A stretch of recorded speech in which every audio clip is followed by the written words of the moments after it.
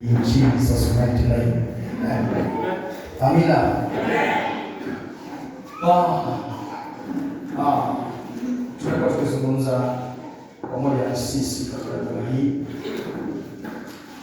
kuhusiana na ujumbe ya kwamba swali ya kwamba kwa nini nikamwabudu Mungu kupitia wanadamu, na nikazungumza sababu kamilifu zinazofanya tumwabudu Mungu kupitia mwanadamu. Hauwezi ukamwabudu Mungu kama kuna mwanadamu. Maanake kila mtu ambaye alionekaniwa na Mungu na kuitwa na Mungu ni kujia na hilo swali nitakuonyesha Mungu alimpa mtu wa kuabudu chini yake na kuendelea kufanya kazi. So we need to worship God, and when we want to worship God, we want to worship and to praise Him.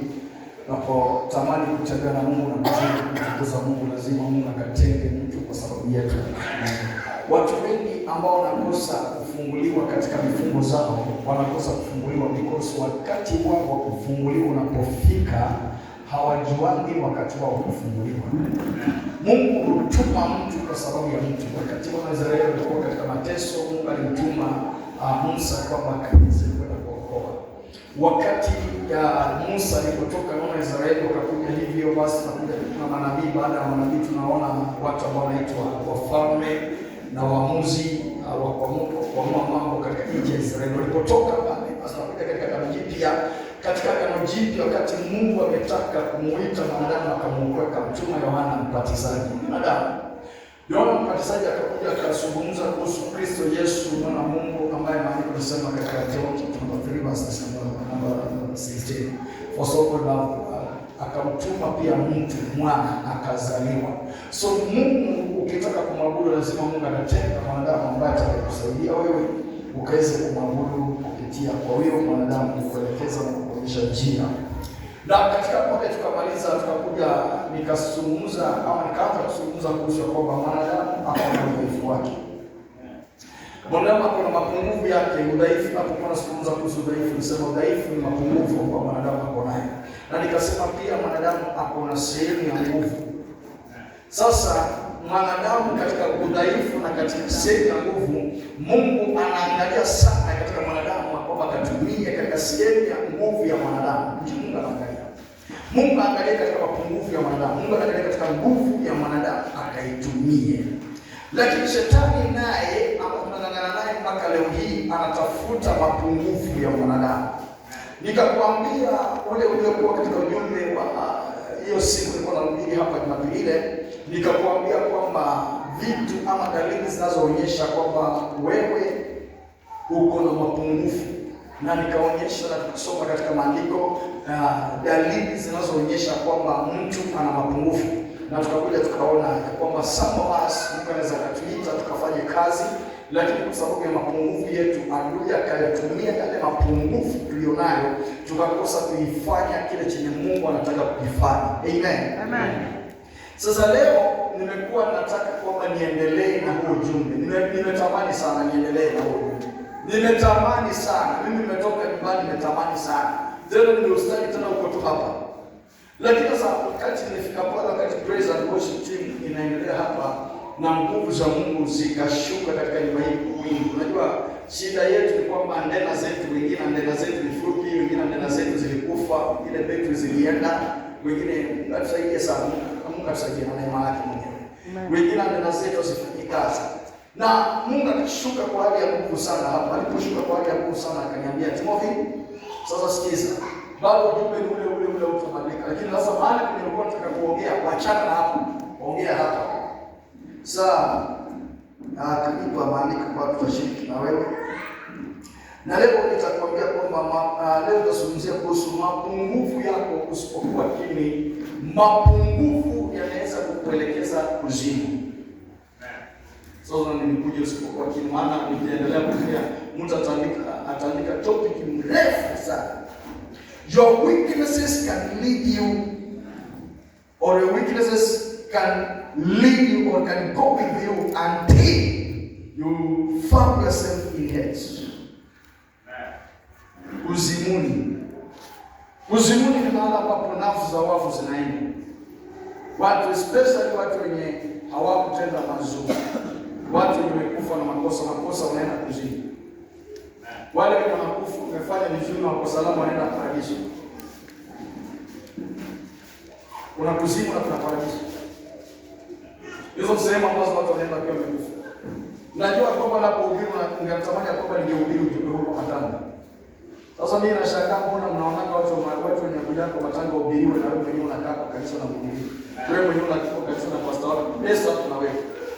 Anakuambia vitu ambavyo havipo.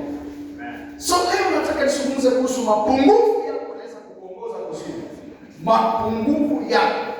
Ninasema yako yani maandike yako. Ukiandika yangu utakosa kuandika ati itapotea, wengine wataanza kulala. Mapungufu yako yanaweza kukuongoza kuzimu. Nipe kitabu cha Marko chapter number 16 na nipe verses number 17. Mark chapter number 16 and we are reading verses number 17. Hiyo ni ya church. Hiyo sio ya nje. Hiyo ni ya church. Marko 16:17. Twende. Na ishara hizi zitafuatana na hao waaminio. Kwa jina langu watatoa pepo. Nasema kwa lugha mpya. Yes. Watashika nyoka, hata wakinywa kitu cha kufisha hakitawadhuru kabisa. Wataweka mikono yao juu ya wagonjwa na watapata afya. Amen. Unasikia vizuri? Ishara hizi zitaambatana pamoja na wao waaminio wako. The microphone please. The time is not on my side, so I'm trying to run the time. But work with the microphone. Ishara hizi zitaambatana pamoja na wao waaminio. Maandiko yanasema kwamba ishara hizi zitakuwa wachungaji. Nataka unisikize vizuri. Maana makosa ya kanisa la leo linafikiria kwamba kuna vitu ni pastor pekee ambaye anataka alifanye. Hiyo ndio makosa ya kanisa la leo. Kanisa la leo limekuwa na upungufu, maana linafikiria tu kuna sehemu fulani ya pastor anafaa ifanye. Ni kweli. Niko hiyo siku tunazungumzia hiyo siku. Lakini leo hii sehemu unaona hapa si ya pastor. Biblia inasema na ishara hizi zitaambatana na wote wanaoamini. Wote wanaoamini. Wote, mwanamke kwa mwanamke. Ishara hizi zitaambatana na wao. Wote. Sasa kama umeokoka na hauna hizi ishara, una shida kubwa sana leo tukwambie. Itakuweka sawa. Maana nimesema ishara hizi zote zitaambatana na wanaoamini. Mungu anazungumza kuhusu mapungufu yako yanaweza kupeleka kuzimu. Mapungufu yako yanaweza kupeleka kuzimu. Ndio maana mnaona mtu anakuja hata hajaokoka, hajakaa kwa wokovu, anaanza kuspeak in tongues. Wewe uliokoka miaka 26 unasikia vibaya. Ndio maana unaona mtu anaokoka na hadi muda mrefu anga linafunguka pa. Anaanza kuona mambo katika ulimwengu wa kiroho. Wewe uliokaa wokovuni miaka 50 haujawahi kuona hata nende ikipita.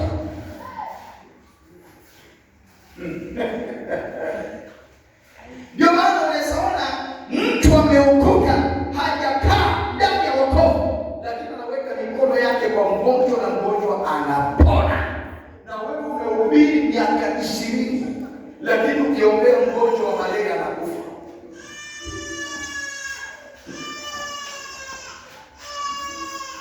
Ndio maana unaweza sikia mtu ambaye hajaokoka analishwa sumu na anakufa, na mwingine naye ameokoka analishwa sumu na anakufa pia.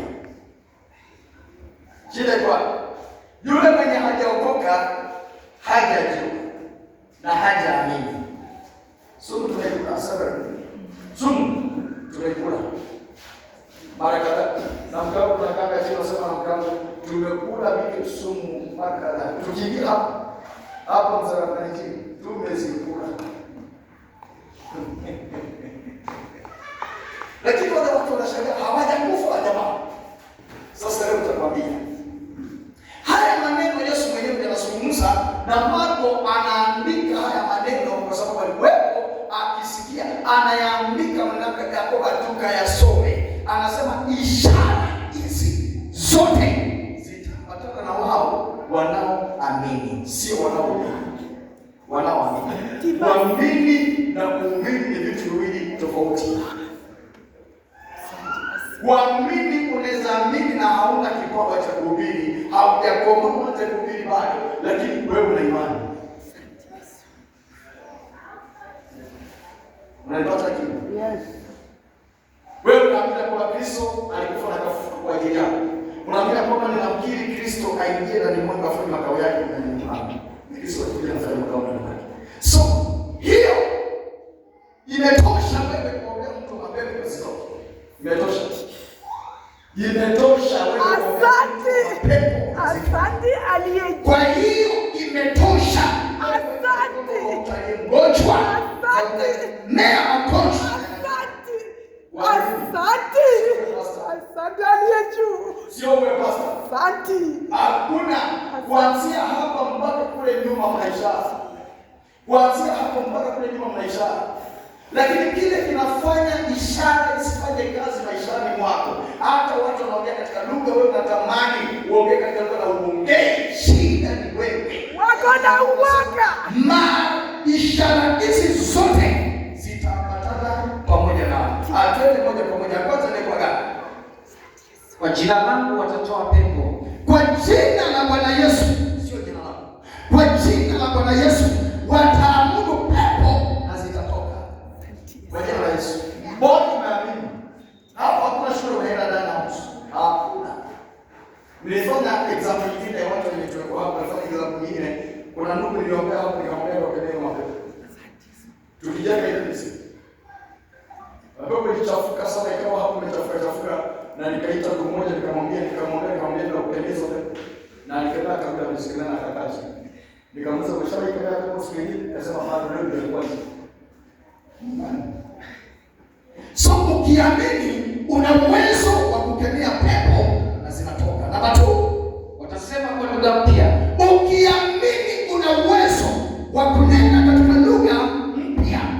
Sasa kama wewe hauneni katika lugha mpya hujawahi, na unasikia mtu anasema reka talama ya tarabozika pale na unashangaa mambo gani haya, yanakuwa ni kama kitu ni historia kwako, inakuwa ni kama inakuchanganya. Wewe ndio una tatizo. Kristo hana shida, shetani hana shida, ni wewe mwanadamu ni una tatizo. Wewe ndio una tatizo. Tukikuita kwamba ukuje uingie katika maombi yenye tunaomba hapa mpaka mbingu ifunguke kujana. Sasa tatizo ni hapo.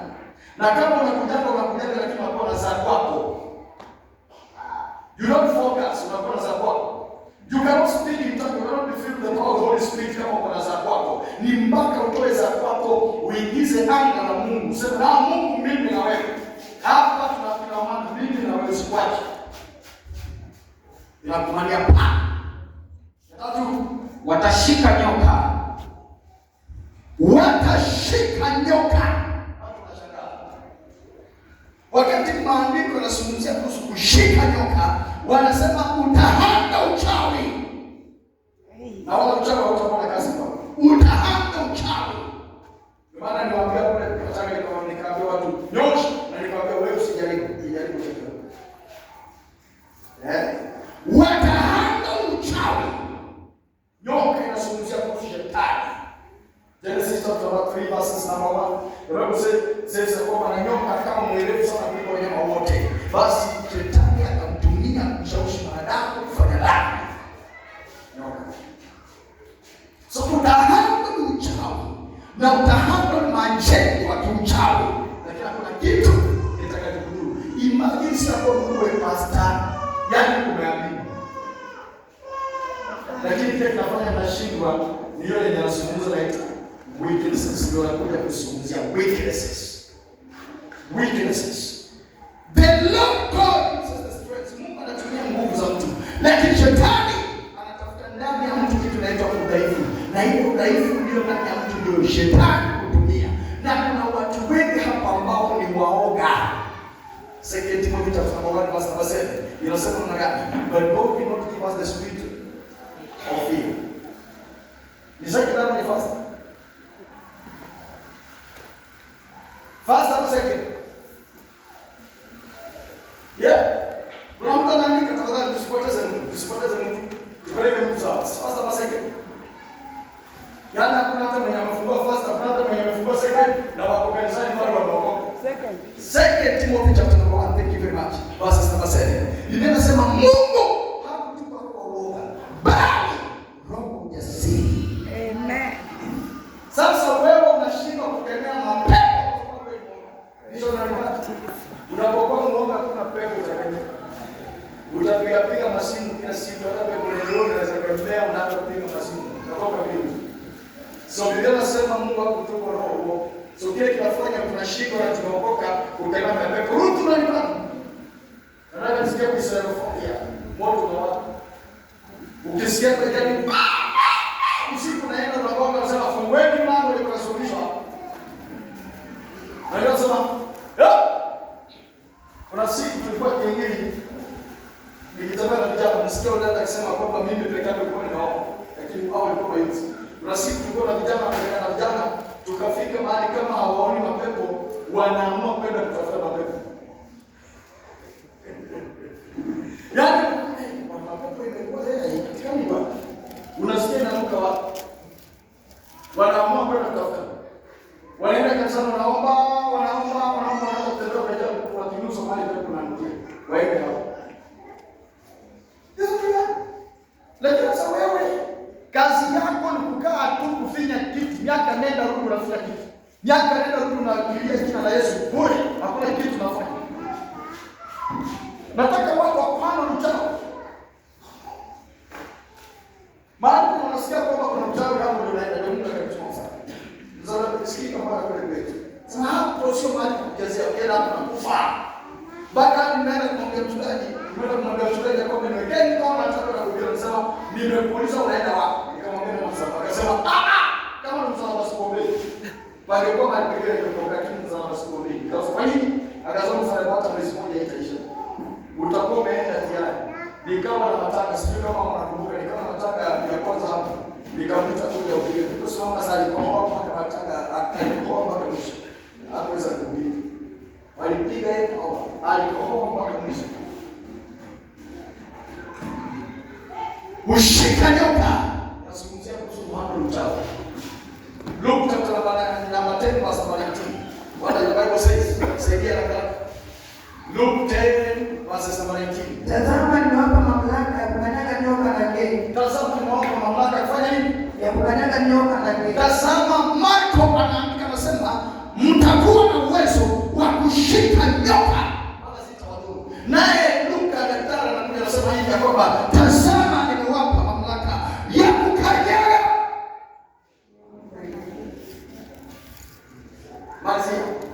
Na juu ya nguvu zote za adui. Simo. Wala hakuna kitu chochote kitakachowadhuru. Wala hakuna kitu chochote kitakachowadhuru. Kwa nini tunasema unadhurwa utadhuriwa kwa sababu wewe unafanya mchezo mbovu. Ni uoga leo ikisaidia na kuja kuzungumzia weaknesses. They can carry you to God's gates. Zinaweza kubeba mpaka kuzungumza. Weakness ni mbaya. Mbaya kabisa. Inaweza kubeba umbela mpaka kuzimu kaingia na kichwa chote. Maana maandiko yamesema wazi, lakini mambo haya hatuyaoni. Nini mbaya? Shida iko wapi?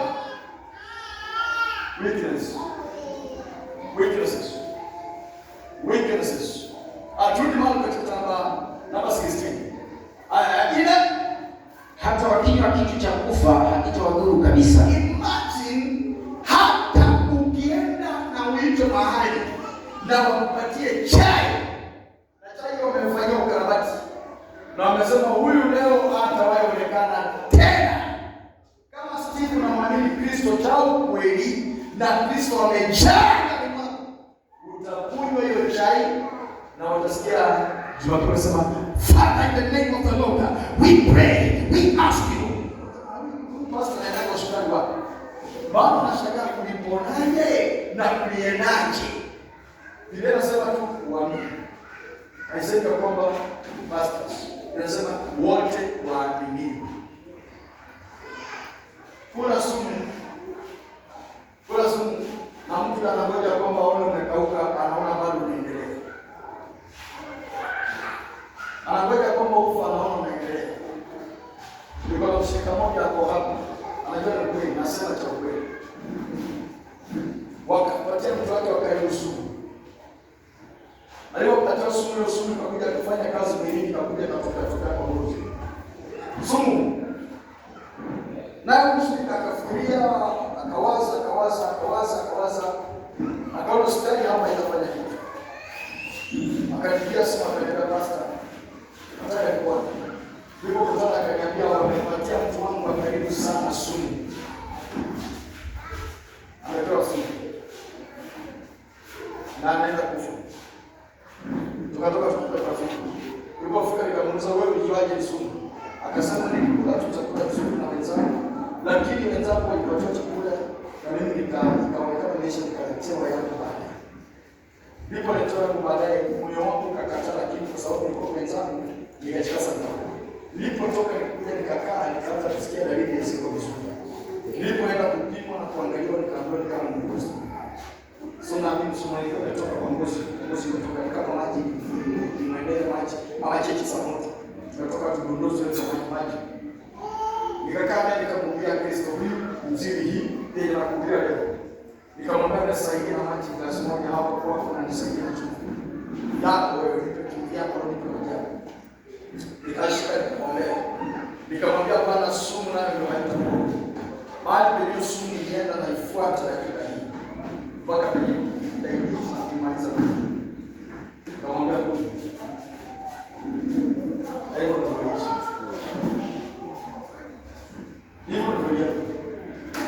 so chenye nakwambia cha kweli. So mamlaka haya tumepewa sisi wote hawajapata pasta. Wamepea kila mtu anayeamini utakula. Bali tunasema kwa kweli. Na haitakudumu. Wanaandaa nasema leo apiti hapa. Wanakuona kesho naambia habari zenu hapo. Habari zenu. Pasta iko namna gani? Iko hivyo. Tunatembea bado tunaongea.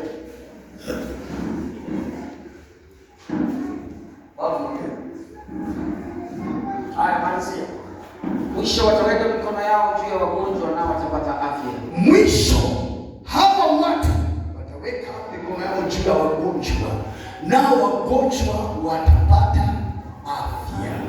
Maandiko maandiko. Lakini ajabu ni kwamba ni maandiko hata wale wanaoamini. Hata shaka kusoma kuokoka, lakini kuna maandiko wanaamini, kuna wengine hawaamini.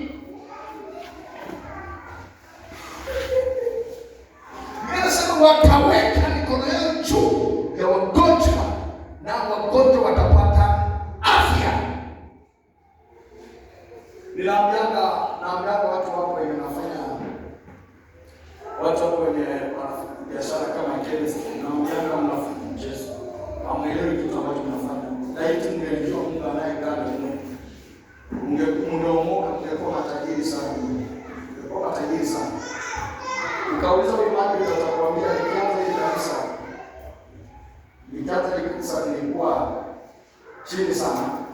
Na Mungu akaniletea dada moja kwa afanya chemistry. Alikuwa anaanza kwa chemistry. Hata kuna siku hiyo dada alikuwa anatoka anaenda kutafuta madawa ama anaenda tibu mtu, mimi ndo nilikuwa nauza hapa. Mimi ndo nilikuwa nauza hapa. Na kila siku nimeuza, kila mtu nimepatia dawa, analeta ushuhuda na analeta na mwenzake mmoja. Na mimi nimeuza. Anacheza wewe. Anacheza mwanangu. Ukienda kwa wewe ni magari. Watu wanasema ya kwa unachokana. There's nothing about the situation. Mimi na wewe dada alitusaidia sana. Na akasaidia huduma sana. Ukauliza Joseph atakwambia. Kama umeshika pesa mahali tunauza Joseph. Watakwambia. Na akasaidia pia huduma sana. Na ndio maana nikafika kwenye nimefika ukanipata hapo. Mungu aliniletea. Na alikuwa anauza madawa. Na kuna siku ambapo tukienda hapo anasema kwamba jana nimeuza shilingi 7,000 peke yake. Hata nashangaa itakuwa mnaagana mwezi na karibia kuisha.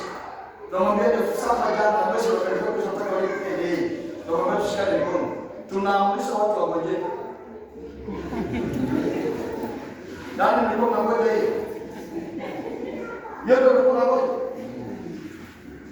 Sasa tunasema kama mlikuwa mnangoja nimesema. Mimi nikifanya biashara ya chemistry upende usipende nitatuma ugonjwa kwako. Kwa sababu mimi nataka pesa kulipa hiyo nyumba. Na kama tukuje hivi nataka niweze tuje hivi. Nataka tuelewane. Muuzaji madawa na usia watu gani? Sasa wao wanacheka kama unajua ni kweli wewe unafi. Unajua nini? Mnanishangaza sijui nataka tembea na gani. Huyo mtu anauza madawa na usia watu wasio madawa. Sio kwetu. Akiuza family planning si wamama wasaya kuona mama yeye afunge family yako. Sasa unataka tuone maongea. Na unapopata mimba haraka nyingine hata kama haijipanga imeingia anakuwa mtoto hapa mwingine akolega tu. Bwana mama anasema nataka kwenda kufuna ngoo kutoka family planning nzuri nenda kwa fulani hapo ndio sasa mama kwenda kusuka. Na sasa tutakuuliza maswali mengi kula ulizaji maswali mengi. Yule anasema na wale watoto umoja kufanya uenda anaenda atoje kama hata kama nimefunga namwambia anza kulipa pole pole ukizao na kuja. Wewe maji mfano tunataka pole pole kujeni. Si wewe kama unataka ni wewe uelewe, ni wewe uelewe. Kwa hivyo na tukaendelea mpaka nimesema hapa penye wewe tupata hapa. Huyo dada akisaidia hapa. Nilikuwa nataka kumsimulia kiongozi msimulie kesho. Nilikuwa nataka kwenda mkutano wa hicho ni hao wananibeba watu wao. Wananipeleka ninarudi. Nikitaka watu wanipeleka ninarudi. Musa hao wote hiyo siku. Kofi ya kiroho ndio utapata utashangaa. Bado utaamka. Mama sijui kama unakumbuka kuna jamaa mmoja alichunguza kama tutafanya deliverance mahali na akaongea kitu kibaya. No, bana ndio sawa bana kuja akasema pastor ninaogopa Mungu wako. Wewe jamaa umepita siku mkono imefura hivi. Mkono imefura watu wanaanza nini imefura mkono anasema ameamka tu mkono kama imefura na iwezi kubeba kitu iwezi kubeba yote ameenda kupima kwa mfupa yake kwa chini. Ndio kofi na kula.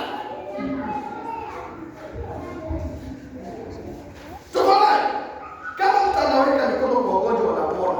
Wewe ukimchokoza na wewe si mgonjwa anaweza fanya nini? Na kusalimia.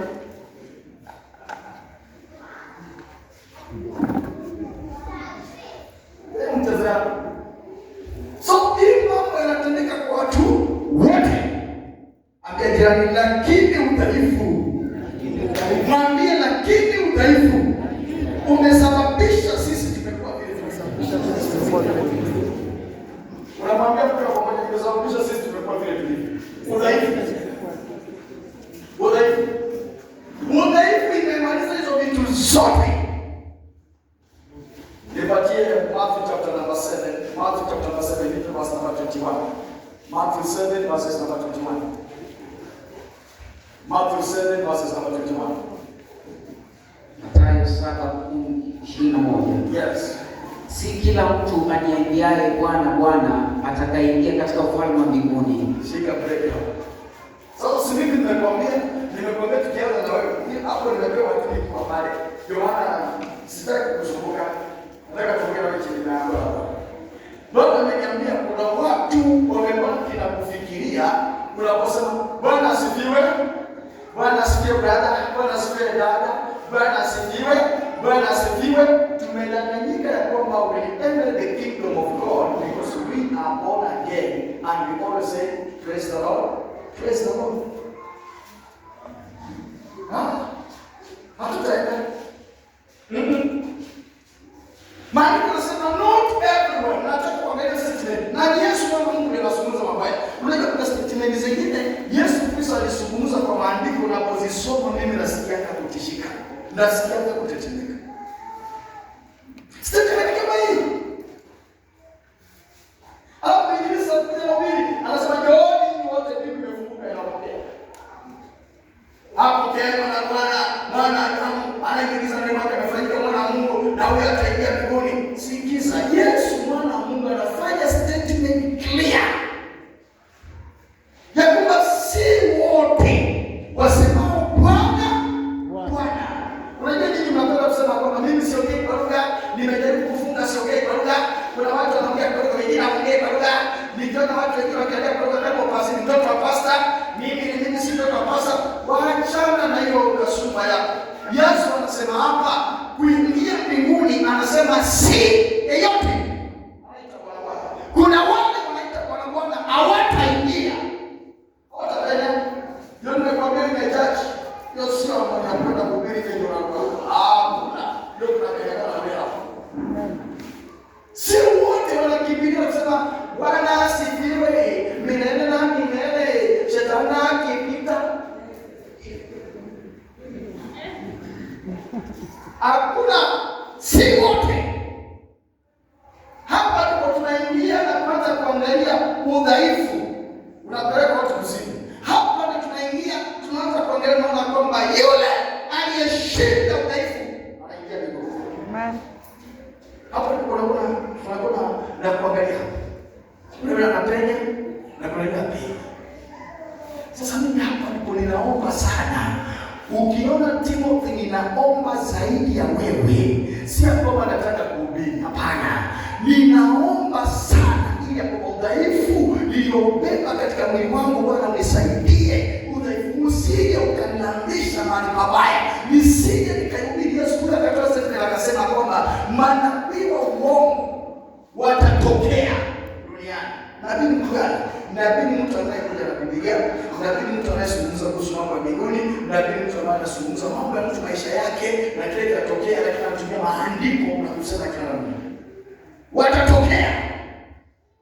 Na Yesu akasema watapoteza watu na watapoteza yamkini wateule. Nikifika pale sema Bwana nisaidie, kama niko mmoja wa wateule, nisaidie nisije nikayumbishwa na wale yote. Nani kama Yesu atoa akasema watapoteza yamkini wateule. Wateule wanapotezwa na windu. Nasema kama Mungu nisaidie. Hizo sisi zake. Anasema not everyone that says unto me, Lord, Lord, shall enter into the kingdom of heaven. Sasa tukifika hapo tunajua kwamba tunaweza kuokoka wengi, lakini wenye wanaenda ni wachache. Tunaweza kuwa kwa ufalme wengi, lakini wenye wataingia kwa ufalme ni wachache.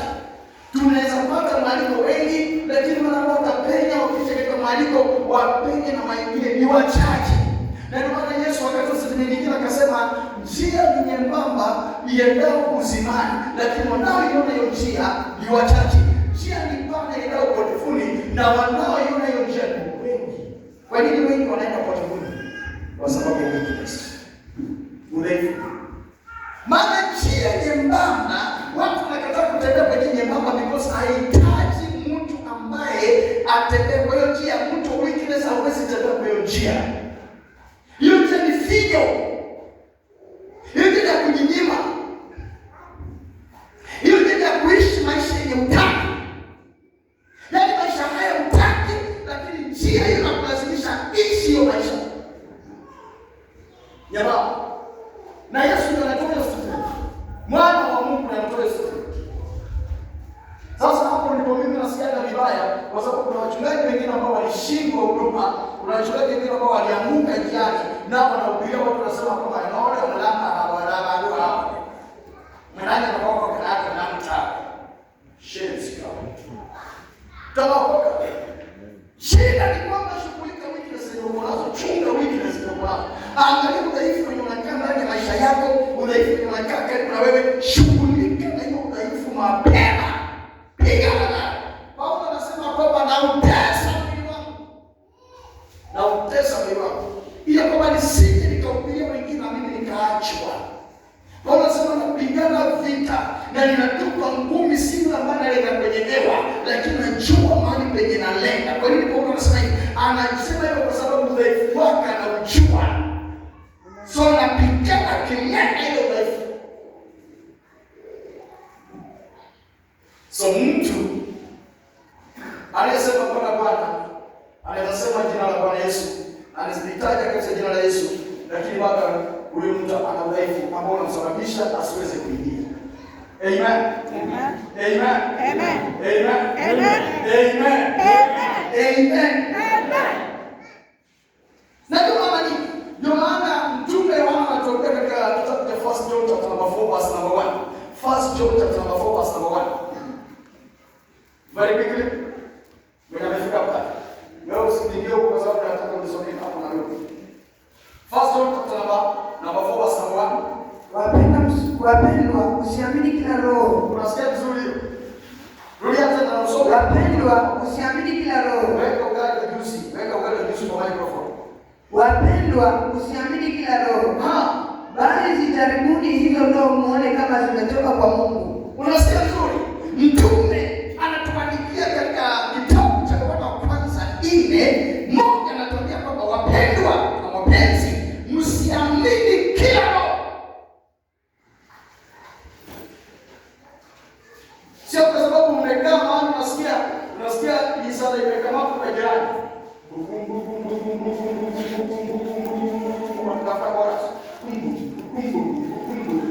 Na unasema kwa sababu nimesikia wakiimba roho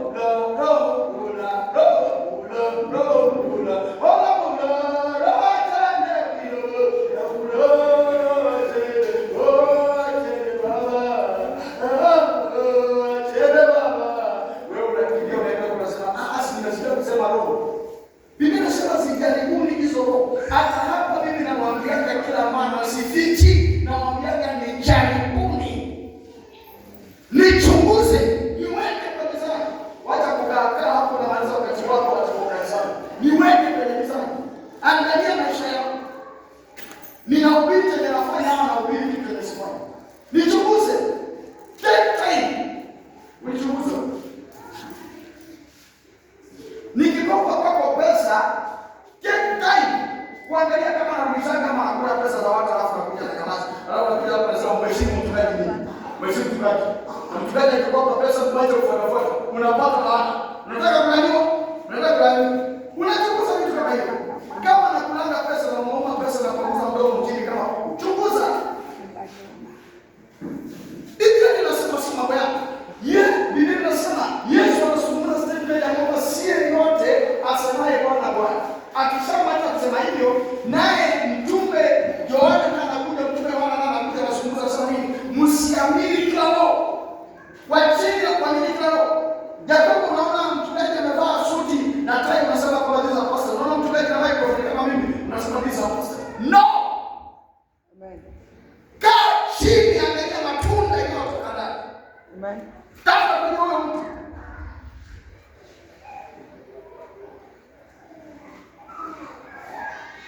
Umenyamaza. Mwanakimbianga kwa sababu sasa hivi mbele wake shida kumashi kuonyesha no obulungu ule kuteremka huko ni nami kulumba kama iko si baada ya mwaka na kuondoka sienzi hapo baada basai unatoka huko na majini 3. Ulikuwa na jini moja umeongezwa na 2 kutoka na majini 3. Yale majini 3 yamekuja kwa leo jini na kwamba karibu simama.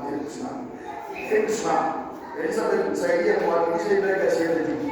Na mimi niko hapo, sisi ni majini 2. Tumekuja kunyamazisha ya kumwaga Mungu. Sasa yale majini yanatumwa ndani ya mtu ile kuja kunyamazisha jini moja yenye kuonyesha Mungu. Sasa karibu simama. Sasa kusema nilikuwa nasikia nataka kufanya hivi lakini ikatulia. Ninafanya hivi inatulia. Sasa unakaa hapo umepewa jini mbili. Hizo jini mbili zitakaa ndani mwako wakati ule pesa zako zitaisha zenye ulienda nazo. Wanasema mama, hii hadi inaweza isha lakini kimbia wewe utafuta shilingi 1000 kuja nazo. Hebu niandaa. Wengi tayo tu. Tayo, ndio kwa maana yake wewe wakaweka hili ndani. Sasa yatakaa hapo wakati hiyo pesa ya tayo itaexpire, yale majina yanatoka simama. Kitabu kiungo. Sikiwe basi. Sasa kama tukunya, ikisema kutukunya shida ile rangi ya karume. Shida ile ya hofu. kelele. Ambao kaja kwa kelele. Imani aje. Chachi na niangalia nimekasirika. Imani aje. Weakness, ni udhaifu. Hautaki kuvumilia. Mimi nasema vumilia. Wewe hutaki kuvumilia. Wewe kazi yako unataka uponyaji haraka haraka. Nivumilie bila mnasikia kimba. Wabula mami wangu bula. Mulisaya bula, mami wangu bula, mulisaya. Sangwe.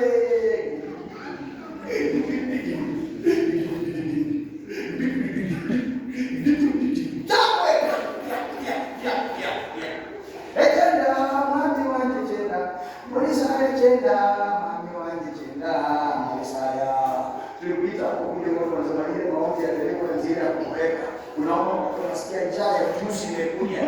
Imekula yote imeisha. Mbona tu imebaki kule. Mimi naenda mahali naweza cheza cheza na apostle ananiweka mkono wa karaka. Utakiwa. Maandiko yanasema beloved, believe not every spirit, but try the spirit whether they are of God, because many false prophets are born out in the world. Wasome kwa Kiswahili sikii. Wapendwa, usiamini kila roho, bali zijaribuni hizo roho muone kama zimetoka kwa Mungu, kwa sababu manabii wengi wa uongo wametoka ulimwenguni. Unasikia Biblia inasema manabii wengi. Haisemi wachache, ni wengi. Ndio maana nitakwambia njia ya upotevuni ina watu wengi wanayo, lakini njia ya uzima wanayo ni wachache. Huku kwetu kwa njia ya uzima penye unamwamini Kristo na unataka kuingiza Kristo, tutakwambia hii kazi ya kufundisha kwamba we lift up your hand to my father as I begin to pray, Lord, remove this storm, remove this problem, remove this heaviness. Na nakwambia nenda kaza Bwana, pray. Unajaribu, unasikia maneno ya maisha, unapata sisi bado tunaenda nakwambia baba, hakuna kitu cha haraka haraka, pambana. Biblia inasema. Lakini sasa tunakimbia kwa sababu udhaifu, tunatafuta vitu vya haraka. Okay, bro, endelee. Mathayo 7:21. Si kila mtu aniambiaye Bwana Bwana atakayeingia katika ufalme wa mbinguni, bali ni yeye afanyaye mapenzi ya Baba yangu aliye mbinguni. Sasa makosa yenye inakamata kanisa la leo ni kuyafanya mapenzi ya Baba aliye mbinguni. Chenye kinakamata kanisa la leo, linataka ishara kanisa la leo, linataka miujiza kanisa la leo, linataka maajabu kanisa la leo, linataka kutembelewa kanisa la leo, linataka kuogeshwa kanisa la leo, linataka Mungu aonekane, lakini kuyatenda mapenzi ya Mungu tatizo kubwa. Sasa hapo ndio weakness inaingiliana. Kuyatenda mapenzi ya Mungu, hapo ni weakness inaingiliana. Kuyatenda mapenzi ya Mungu, hapo ni weakness inaingiliana. Ndio verse number 22. 22 Biblia inasema, wengi wataniambia siku ile, Bwana Bwana, hatukufanya unabii kwa jina lako? Imagine. Franco tunataka kwa nabii. Unafikiria kwa nabii ndio tuko umefika mbinguni. Franco aliniambia pastor leo hamtana big, ndio kusana big. Omjego la jana big. Nilifika. Unaweza kuwa nabii na unagoma hapo.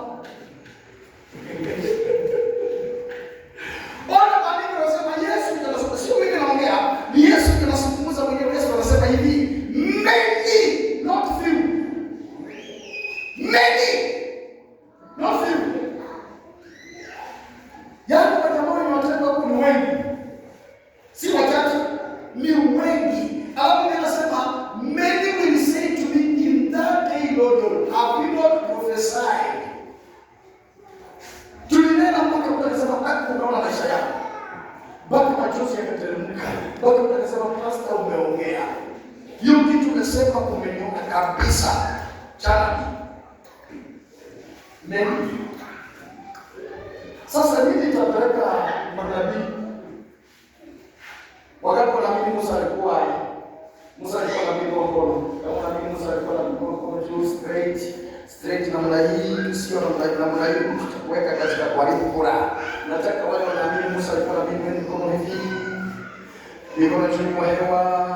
Hii kanisa iko na shida, kanitembelea. Thank you very much.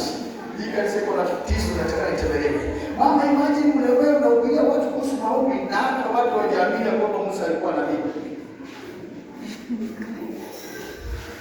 Sasa nashangaa maombi yatoka kwa msingi gani?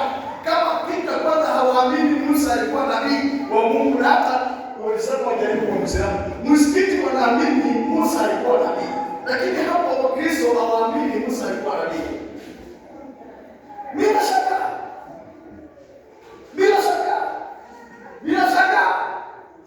Okay, nipo namba sasa wewe tulia hapo. Kaza unasoma hiyo. Wewe ni hapo kwa foundation hapo, nisije nikakosa kuelekea mahali tunataka.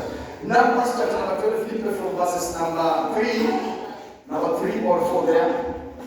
Nataka janabi Musa janabi. Hesabu 12:4. Ghafla Bwana akamwambia Musa, Aroni na Miriamu, njooni katika hema la kukutania ninyi nyote watatu.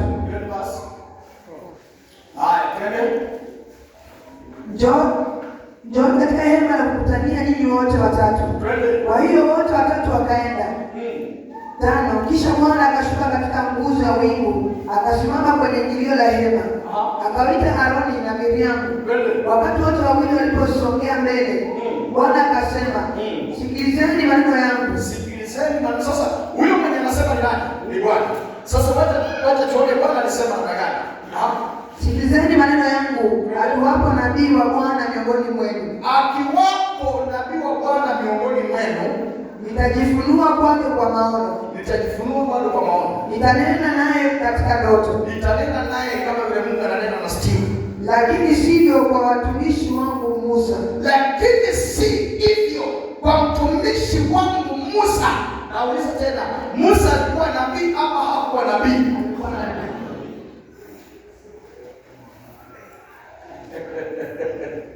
Musa alikuwa nabii. Aya, twende kidogo. Kwake nitanena naye uso kwa uso. Unasikia? Mungu anasema kwa Musa atanena naye uso kwa uso. Lakini kwa manabii wengine atanena nao kwa ndoto na kwa maono. Lakini akifika kwa Musa uso kwa uso. Ongea uso hivi. Wengine sinaweza kupeleka mbaya. Musa alikuwa ni nabii. Mungu alimtumia, Mungu alitembea na yeye. Lakini weakness ambazo Musa alikuwa nazo ndio zilisababisha Mungu akafika mahali akakadhabika na kukasirika na yeye. Weakness inasababisha Mungu akakasirika na wewe. Amen. Exodus chapter number 4. Fanya haraka. Exodus chapter number 4. Kimbia haraka mahali penye tulisoma last time. Angalia mahali penye Musa anasema kwamba tafuta mtu nitume na yeye. 6 7 tafuta. Tafuta mtu mwingine aende badala yako. Namba 10. Namba 11. Give me 11. Give me 12. Give me 13. Lakini Musa akasema, Bwana, tafadhali mtume mtu mwingine kufanya kazi hiyo. Haya, sikiza verse number 14. Na sikiza. Ndipo hasira Bwana ikawaka dhidi ya Musa. Now listen to me. Akamwambia, vipi kuhusu ndugu yako Aroni Mlawi? Unasikia? Ninajua yeye anaweza kuzungumza vizuri. Watu wa microphone wanatutesa. Tutawaita muendelee na ile siku.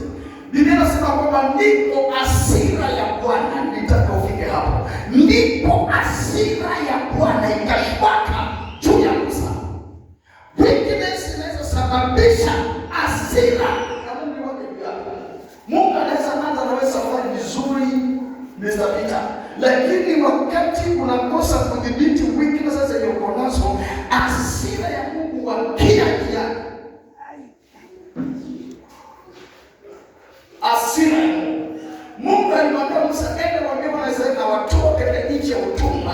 nawapeleka katika nchi ya ahadi iliyojaa asali na maziwa. Mungu hakuambia kwamba wataka kufika, lakini walipofika kwenye jangwa, weakness yao ilisababisha hasira ya Mungu ikawaka. Mungu akasema hapa watakaa miaka 40.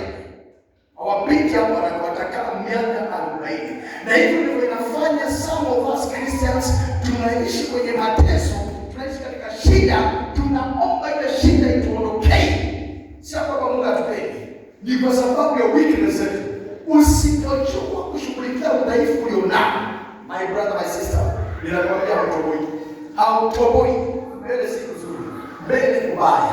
Hapo ndipo maandiko yanasema penye tumesoma, manabii wengi watakuja. Yesu anasema, watasema tulitoa nabii kwa jina lako. Kwa jina la Yesu unaweza toa nabii, kwa sababu amesema toka kwenye Marko. Tunarudi kwenye tulikuwa, ukitaka kuchanganyikiwa kidogo unarudi kwenye kuanzia. Anasema kwenye Marko ishara hizi zitaambatana na wote waaminio. So ukiwa umeamini ndani ya Kristo, unaweza simama na Mungu atakutumia kutoa unabii na ukatoa unabii na ukweli. Lakini kile kitafanya usifike Amos ni weakness. Unaona? Musa alikuwa na vitu tumeona na wewe, na watu tumeona kwamba weakness imesababisha hasira ya Bwana mwaka juu yake. Unaona? Ndio maana Musa anachukua ile book of Jude, chapter number 1, ni chapter moja tu, verses number 9. Jude 1:9. Jude 1:9. Wewe tulia hapo na kuja.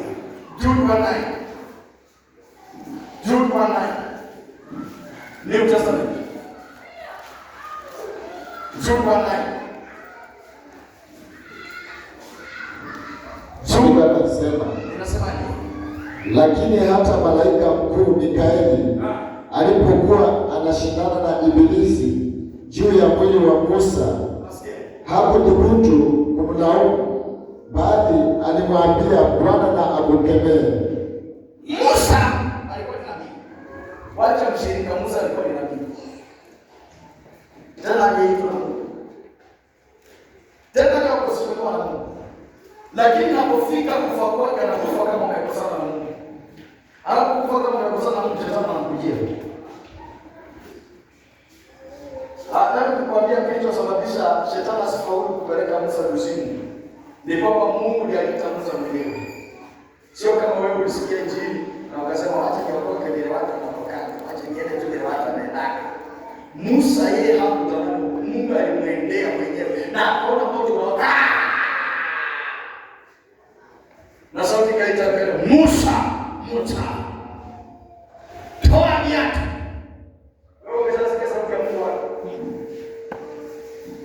Usijiweke kwa Musa. Wewe umesikia sauti ya Mungu wako? Musa namba 2. Biblia inasema, tumesoma na wewe, Biblia inasema kwamba Mungu anashuhudia, anasema Musa, Mungu alikuwa anaongea naye uso. Yaani Mungu alikuwa anakuja na Musa kuja ongea hapo. Jana unajua ni ngoja tukae njaa. Mimi ninaamua tu ukae njaa. Musa anamwambia Mungu, unacheza hivi na njaa. Mimi nisipeleke hivi. Yaani anamtongoza hadharani. Alikuwa anamwambia Musa mdogo kwa mdogo. Wewe unaongea na Mungu mdogo kwa mdogo. Weakness. Shughulikia udhaifu. The reason why the angel of the Spirit of God is rebuking the devil ni kwa sababu Musa aliitwa na Mungu. Musa aliitwa na Mungu mwenyewe. Mungu alienda kutafuta Musa, hapo anatafuta Mungu. Mungu alienda kutafuta Musa.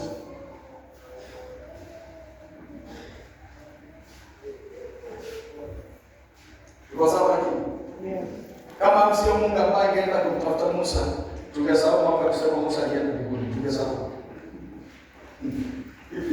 Lakini Mungu mwenyewe alienda kumtafuta. Ndio Mungu mwenyewe anakuja hapa.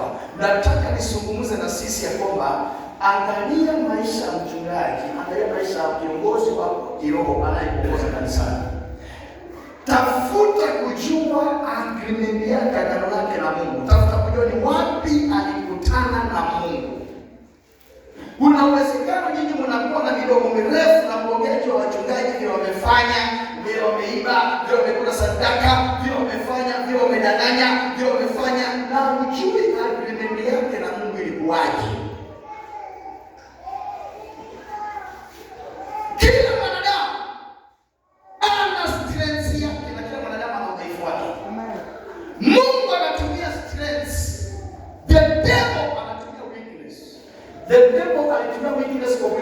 kuanzia kuitwa kwake mpaka kufa kwake. Alafu anamwendea, anamwambia Mungu, mwili huu ni wangu.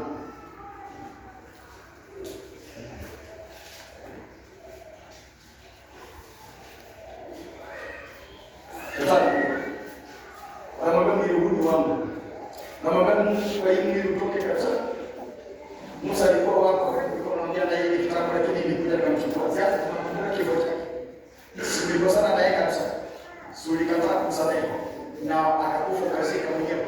Sasa mimi huu mwili nataka. Wacha kwa wachungaji. Mwache kwa wachungaji. Unajua kwa wachungaji wako na weakness na wako na stress. Na wewe vile unavyolaumu mchungaji, unajua pia wewe uko na nini? Na stress na uko na nini? Weakness. Wako na weakness. Yesu akatoa tena nyingine akasema, mbona wewe haujatoa boloti ndani ya jicho lako na unaona kipazi ndani ya jicho la mwenzako? Someni maandiko mwenyewe. Someni maandiko mwenyewe. Yaani hivi nasema hivi. Yaani kwa Kristo tunajua kuoga. Kuoga tunajua. Na kila mtu hapa kuna sabuni yenye anaogeana. Kuna wale tunaombea panga. Kuna wale tunaombea mtumishi. Unajua sabuni ya mtumishi. Ile inauzwa kanisani. Nao unaokoka kama ulivyo neno tutaileta. Kuna sabuni inauzwa kanisani. Enda uongee hii, dhambi haitakufuata tena. Inaitwa mtumishi. Mnajua kuoga, lakini hamjui kuangalia weakness. Biblia inasema eti Michael the archangel wakati alishindana na shetani kuhusiana na mwili wa Musa, shida ikawa imeingia. Bwana ilibidi aingilie na malaika akasema kwamba Bwana akukemee. Imagine Bwana mwenyewe. Sasa Michael alishindwa, maana kesi ililetwa kwa mwili wa Musa. Michael aliendelea kuona kweli huyu ndugu anastahili kuwa na shetani. So akaenda kwa Mungu akamwambia Mungu, kama sijatoka hapa sema kitu. Hebu soma kwa Kiswahili au Kiingereza. Lakini hata malaika mkuu Mikaeli alipokuwa anashindana na Ibilisi juu ya mwili wa Musa, hakuthubutu kumlaumu, bali alimwambia, Bwana nakukemea. Michael, malaika mkuu aliyeshindana na shetani, akitoa shetani mbinguni, amefika kwa mwili wa Musa mpaka malaika anashindwa kutetea Musa, maana makosa yameletwa yote na ukweli.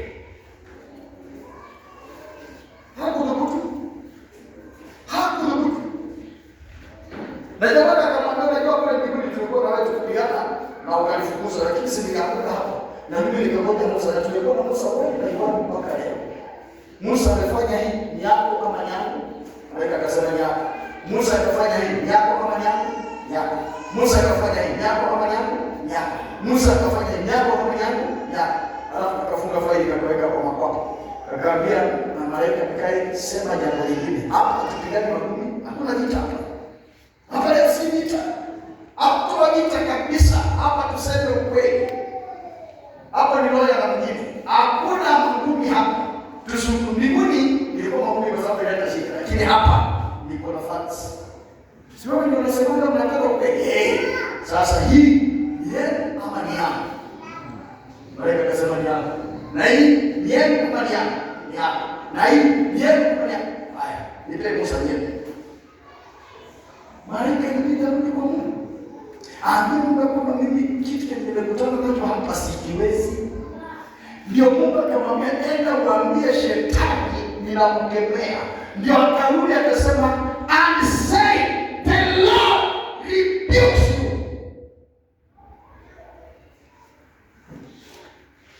Hii mtalala sana kwa sababu leo nimefika kwa moyo. Leo mtalala mpaka mtachoka, maana leo nimefika kwa moyo wako. Kuja kujificha kanisani, jambazi sugu na umejificha kwa roho. Unadazianga hapo. Tudae kama Yesu, tudae jambazi sugu. Taki kwa jambazi. Kisirani na mamoja. Taki unaubeba na kwengine na unamtoka kwengine. Weaknesses carry you up to the heads. Udhaifu unaweza kukubeba kupeleka kuzimu. Yaani watu walijua kuokoka watu wanajua kuhubiri, watu wanajua kufanya mambo mazuri, watu wanajua umekufa ukiwa kwa kanisa mzuri lenye watu wanaokoka.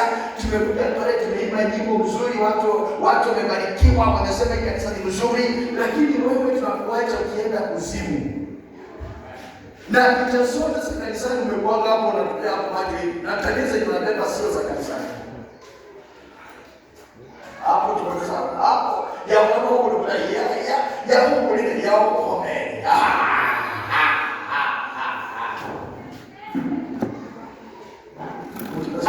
Kiti la choma au ni nyumbani. Tunapo mpaka saa 9 na dakika 15. Amen. Amen.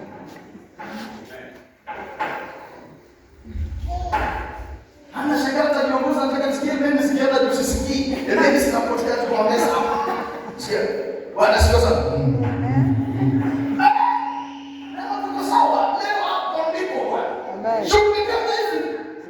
Shughulikia udhaifu mpaka ukisimama hivi unaweza uliza watu peupe, niambie kwa shida yangu ni gani? Hata sio mmoja kwamba mwili wako ukiingia kwenye kaburi ungoje shetani akuja kukutana na malaika. Wewe unaweza uliza wenzao. Bila kuuliza leo utakwambia. Wewe kuuliza kama kuuliza mbele. Wewe kuuliza ni pasta udhaifu nitakwambia mpaka kwa yako kanisani hivi. Na ndio maana pasta anakuwa hapo. Ndio maana pasta anakuwa hapo, kazi ya pasta kuchunga kanisa. Udhaifu unaweza kukupeleka pabaya. Shughulika nao kabla wakati. Haya, turudi pale. Manabii wengi siku hiyo watakuja wakisema kwa jina lako tulitoa nabii. You can preach and then you prophesy. I said, stand, let me prophesy. When my eyes are open, I cannot close up to all, close up my eyes to all prophesy. I prophesy when I'm looking. Na unasema, stand up. Na kuona. Hivi mtasema ni ukweli pastor, ni ukweli pastor, ni ukweli. Wewe, hiyo ni mtishaki. Nilimwambia hata nikaleta hapa mtahubiri mpaka hii mabati itoke kwa msumari yanguke huko na itoke yanguke huko, nasema pastor watu kufunga na dhamira yako. Mabati choo. Nasema toka kuangalia rangi yake. Niende nipate rangi sio ile na kuaga imekuwa rangi nyingine. Mimi siwezi kishika. Siwezi kishika. Siwezi kishika. Aya, twende kwa grupu ya pili. Biblia inasema kwa jina lako kutoa pepo. Wengine watakuja kusema kwa jina lako tulitoa pepo. Ndio maana nimekuambia katika Marko ya kwamba Biblia inasema na ishara hizi zitaambatana na wote. Imesema mapasta, imesema manabii, imesema mitume, imesema wainjilisti, imesema walimu wa neno, imesema wote walio wachanga katika Kristo bora wameamini watakemea mapepo. Waliokomaa katika Kristo bora wameamini watakemea mapepo. Walio katikati katika Kristo bora wameamini Kristo kwa jina lake toka pepo. Lakini kuna siku wanangojewa. Na hiyo siku hii itaongea weaknesses. Leo watu mnashinda jambo. Utaenda nyumbani ushindwe kukula. Ushindwe kukula itakusaidia. Wewe upige chakula kula zaidi, lakini wako na weaknesses. Hakikisha udhaifu wako shughulika nao. Amen. Siku ya Bwana ikifika akupate umenyooka. Ndio maana hii kanisa kufundishani watu kuvaa nguo nyeupe na kukuja na vitambaa vyeupe. Ukiangalia mafuta ya paratiswa, mbele tisho kwa kengele tisho. Hatufundishi hiyo. Hiyo tisa. Maana kwenye upe watu wanajificha huko ndani. Na kituko vingi. Sasa nataka kuja na madoadoa. Ani ikifika ile siku sisi kama wachungaji sasa sinizungumzie kwa nini kidogo. Watu wengi wanataka hapa. Na hapa kwa yeye inapotea. Hapa imeenda wapi? Ili ikifika hiyo siku ya Bwana, nasema Bwana hata kuna video Oscar alichukua. Ameleta kwa mfano gani? Bwana angalia mwenyewe. Alafu malaika anajibu na gani? Alafu anaweza kuona makosa yangu iko wapi? Mume wake alikuwa na rangi imekaa. Makosa yangu yanatokea wapi? Maana alikuwa na soda ya kaka. Nyeusi. Alafu nauliza Mungu makusanya yanatoka wapi? Alafu namwambia Mungu, ukiangalia Mama Dorothy alikuja na nguo imechanganya, iko na kala nyingi, hata haeleweki ni wageni, haeleweki ni wa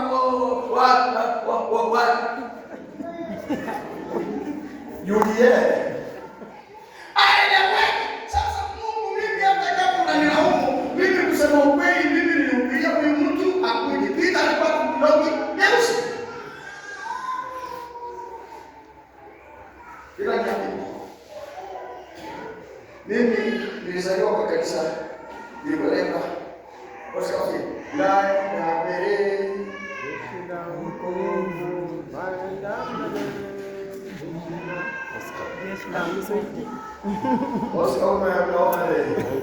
askari wa Yesu muwe hodari, kwani jeshi la wokovu laenda mbele.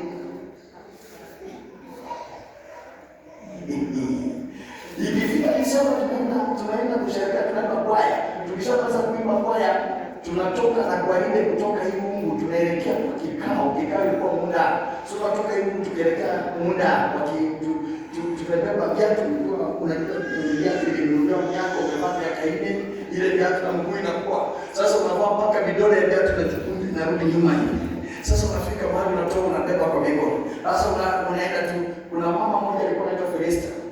Alikuwa anapenda wimbo mmoja anaimba kwamba uchende kuyoza mjiraia, uchende kuyoza mjiraia, uchende kuyoza mjiraia, roho ya wira, roho ya wira, roho ya wira mjiraia.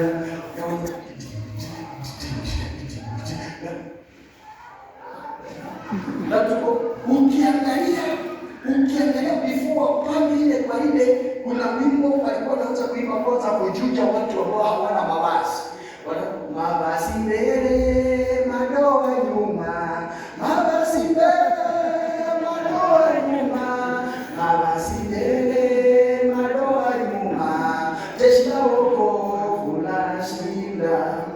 Sasa unaanza kupanga hiyo.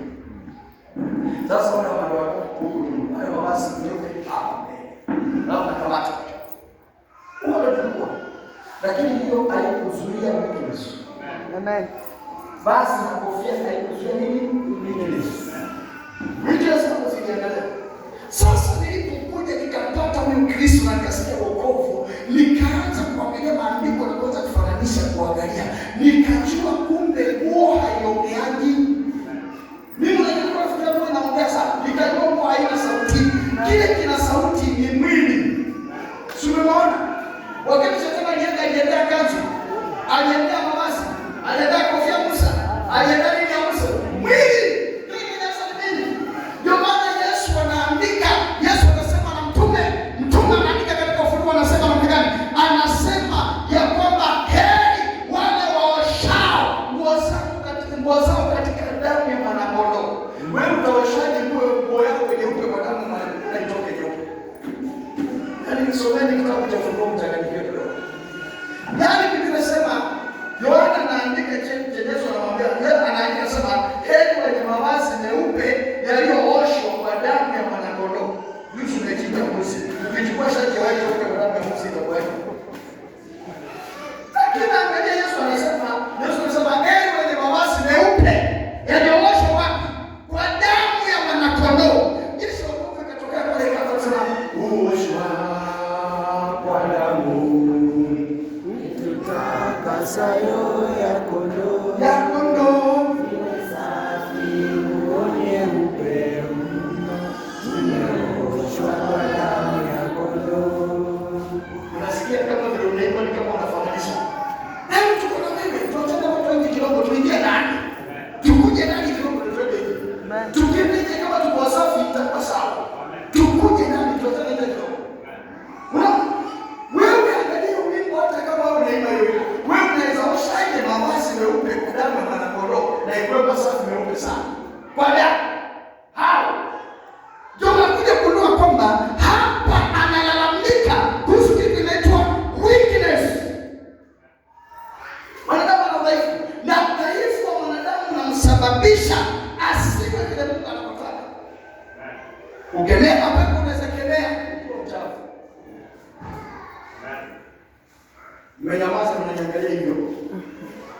Mapepo unaweza kemea.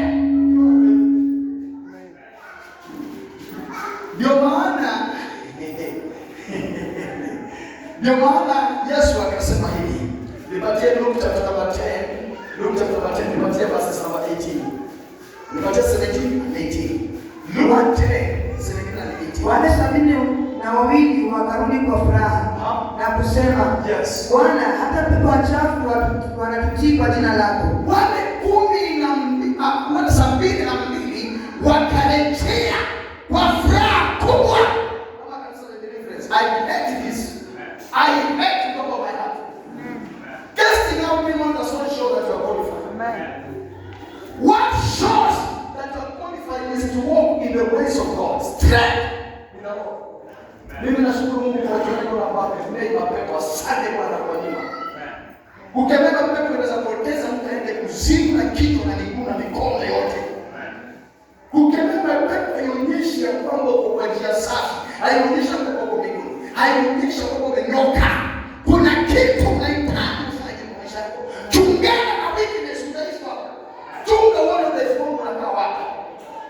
Kama unafanikiwa kidogo umeoa, time nyingine kama mke wako unamwambia kitu kizuri na kama naye unamwambia sitakasirika, hata nikikasirika bora umesema nitakunywa maji, chota maji ulete hapo. Unahakikisha lete maji ya kisima. Na unaweka hapo kikombe cha kunywa maji. Alafu anamwambia nataka uniambie weakness zako ni gani, nishughulike nazo. Maana kuna uwezekano mimi sijui. Alafu ananyamaza. Akiongea kianza kukuomba mwaga maji kama mjini. Ndio kupoesha temba. Na anakwambia anasema nyingine ukijua unakasirika sana unachukua kitabu uandike. Akisema unaandika. Usijitetee, wewe kazi yako kufanya nini? Unataka Mungu afanye kazi na wewe. Unataka mzuri mbinguni. Kama wewe ni mwanamke, kama mume wako mwambie mume wako tafadhali, ninaomba Collins niambie weakness zangu na sitakasirika. Collins chota maji yake weka hapo. Naweka hapo kikombe. Alafu anza moja na wewe unaandika. Nini? Ukiona unakasirika na mume wako niende break. Unaenda nje kidogo unasumbuka, unajinyosha sasa saidia Bwana. Saidia huyu baba asiamke. Unarudi na kunywa maji na mwambie endelea hapo ulipoisha. Ukishaandika anza kushughulika nayo one by one. Hakikisha kile kitabu sipoteze. Shughulika nayo kitu one by one. Unajua naongea kwa watu wanashangaa kwa sababu itawezekana. Mbele saidia haraka hata kama hapo ni darasa. Hapo na hiyo ndio wasikiliza ikiweka kidogo hapo. Saidia haraka ile book of Genesis chapter number 4. Nitafutia haraka mahali penye Kaini kama ndugu yake. Alafu Mungu anamuuliza wapi ndugu yako? Kaini anamjibu Mungu anamwambia kwani mimi ngoja. Nitafutia. Mimi nafikiri kwa mke unaoneka kwa huyo mume kwamba mchunge. Hakikisha amefika mbinguni. Wewe dada usipahakikisha amefika mbinguni. Nitakuuliza. Na Mungu atakutandika mikwajo mingi. Wewe wachana na mikwajo ya ukora. Kwa Mungu ana mikwajo ile ajabu. Na ukikutana mtu wa pombe mwambie hajakunywa pombe gani hajaribu. Kuna pombe na ngoja kuzimu, madramu za pombe. Atakunywa mpaka macho yanatoka yanadunda kama tenisi. Rakatata. Salalala. Rasalala. Rasala. Kiko kule kwenye unaenda. Wafuta sigara. Wewe unafuta sigara. Na sitapata ile tukupatia mstari mmoja uone vile nasema ni chochote nasema ni kweli. Wafuta sigara wenye mnajifitanga hapo unaenda kuona unapiga kwa furaha mtu. Unajipata sasa sana unafanya vizuri. Kule uendako kuna sigara iko kule mrefu na utaambiwa na shetani vuta na anakutandika. Sasa unavuta kwa kuomba kule utapigwa kute. Na umeshika sigara na mikono mbili, maana ni mzito. Na sigara mahali imewashua hauoni, unaiona inaenda inapotelea. Ni ndefu. Na unavuta. Unavuta. Hiyo moshi inaingia, unasikia kuchoka choka unatandikwa kiboko na kuvuta.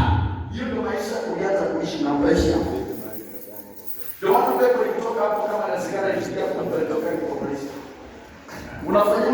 deliverance hapa ni kanisani nafanya deliverance kwa kunasikia sigara na unamuza nani anakunywa sigara kweli? Mimi sikuni nani anakunywa sigara kweli? Niliambiwa babu yangu alikuwa anakunywa sigara. Ndio hiyo.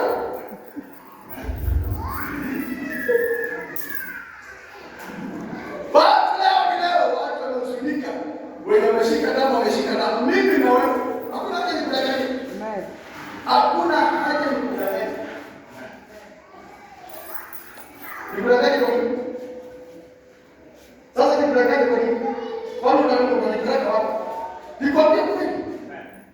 Ambao nakumbeka kumefika mstari. Waambie mstari na usome usikie. Verse 9. Genesis chapter number 4 verse number 9. Fungua kwa kitabu chako maandika.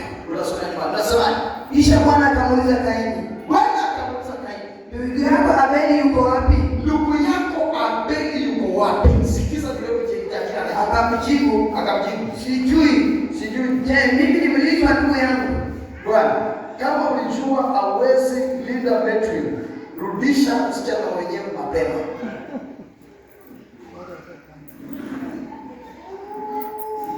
Kama unajua hawezi linda, sikiza niwaambie, wanawake wenye mnaoleka kama Catherine, kama unajua hawezi linda Paul, hata kujipanga mapema.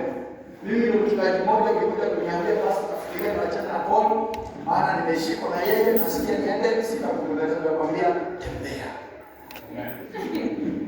Mimi ni mchungaji nasema na wanachukua. Mimi ni mchungaji sitakubembeleza. Kama umechukua yeye nikikubembeleza nitaishi kwa hiyo ndoa. Nauliza nikikubembeleza nitaishi kwa hiyo ndoa. Soma kubembeleza mimi ndio najua utamu hiyo ndoa. Hapana. Na kubembeleza nini? Na umeniambia nataka kufanya nini? Ufanye nini? Tembea. Tembea. Kwa sababu kwa ndoa tuko kwa ndoa ili kwamba nihakikishe hata kama kanisa mtafika, lakini wewe mtahakikisha kwa nguvu zangu zote kwa nyororo na kamba na kufutia chini mpaka afike. Akishindwa niko na jambo la kuambia Mungu, nilijaribu Bwana. Leta hiyo vitu uone. Nilijaribu. Na vile tunaiangalia. Kama unajua uwezi, wachana. Nilikwambia Surio mwenyewe. Nani anasikia uzuri wa ndoa? Mimi nimechemshwa maji kwako nikaoga. Suoga wewe. Siwewe kama ndio ndoa. Wewe kama umehuzunika ukajibu maswali.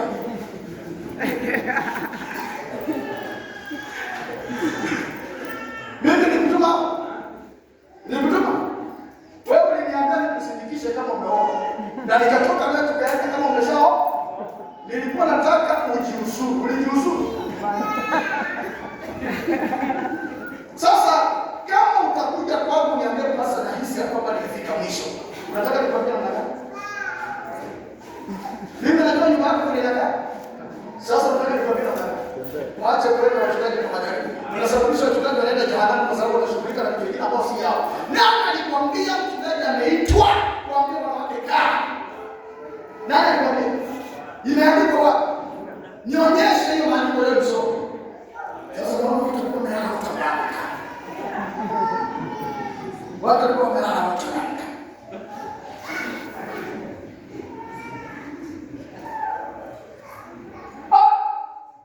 Ama kutaka. Niliambia mtu sasa mbona ananisumbua? Alafu akishamaliza kunisumbua anaenda. Alafu anapoenda wananunua matumbo hawaniiti. Mimi naenda kwa nyumba na kwenda msherebe ndio kama ameunda na ameweka nini? Ameweka ile na gani mnanuanga hapo? Baking powder. Kwa sababu hakuna msherebe. Sasa mweka baking powder kwa msherebe. Mimi najiweka msherebe mpaka matumbo yangu ya kati ya mama kati. Lakini wewe unakula matumbo, unakula nyama, hata uniiti. Wewe huko nimechoka. Ambia Kevin pastor amechoka. Musha na leo mwambie pastor amechoka.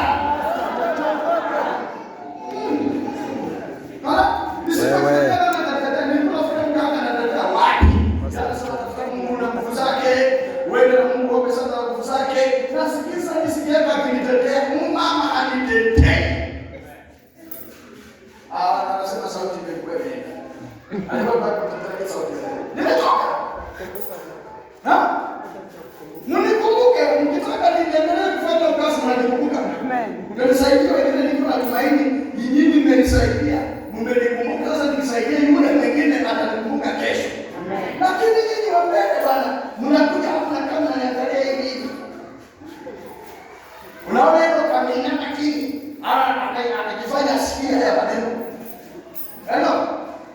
Acha mchezo bwana. Wewe ni watu wa huyo mtu.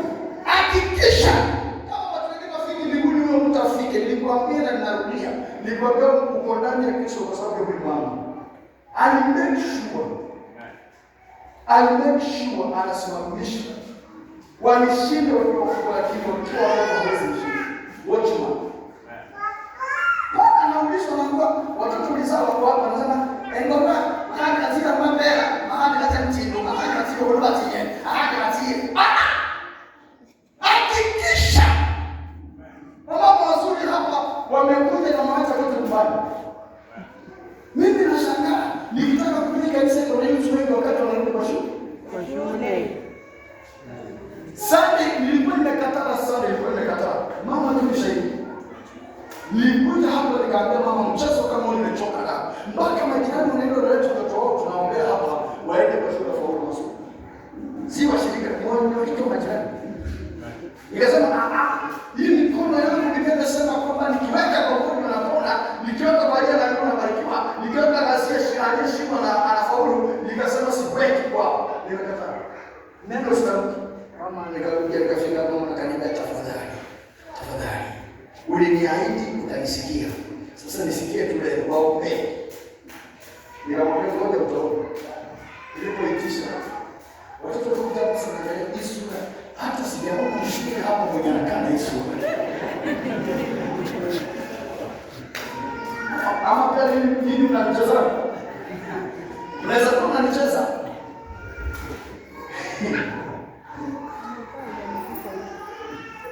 Wakujana.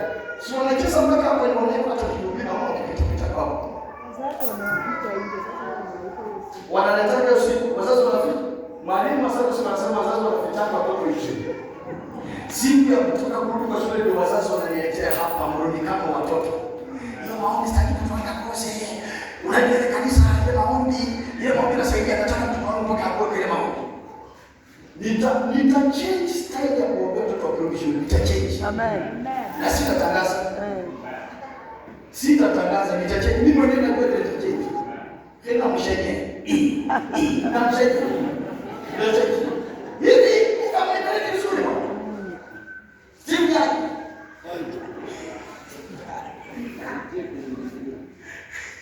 Kile mengine tulikuwa kule. Sasa leo tunaumana hapa live. Mlishangilia sana kile mengine kuna saa hii tunasema na kushangilia. Mkuki ni tamu kwa nguruwe, kwa mwanadamu chungu. So before usherekee mwenzako na usende pastor hapo, ujue pastor wako.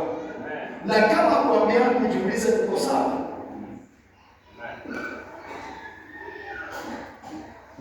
Tuseme sana kweli. Tuseme sana kweli. Yote watana na kwa.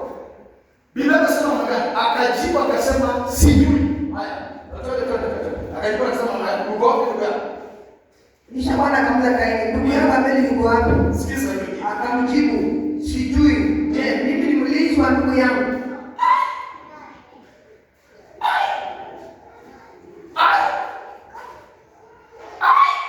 Kwani ndugu yangu wewe sijui mahali penye umeua tena unakataa. Na unajua wanawake ndio mnasemanga kwa Mungu.